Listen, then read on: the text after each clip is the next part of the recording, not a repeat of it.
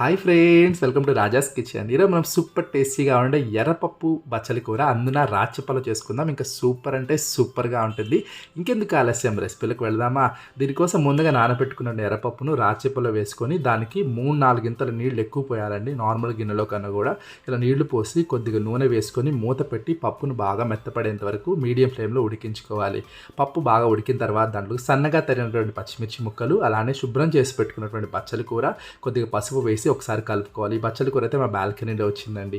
ఈ విధంగా మూత పెట్టి క్లోజ్ చేసి బాగా పప్పును ఉడికించుకోవాలి. పప్పు బాగా ఉడికిన తర్వాత దాంట్లో మనం చిన్న నిమ్మకాయ సైజ్ అంత చింతపండు లేదా రుచికి తగినంత చింతపండు వేసి కొద్దిగా కారం అండి 2 టీ స్పూన్ల వరకు కారం వేసి ఒకసారి కలుపుకొని పప్పును మొత్తాన్ని కూడా బాగా ఉడికించుకోవాలి. పప్పు బాగా ఉడికిన తర్వాత మాత్రమే మనం ఉప్పు వేయాలండి. చూడండి, ఇప్పుడు ఉప్పు వేస్తున్నాను.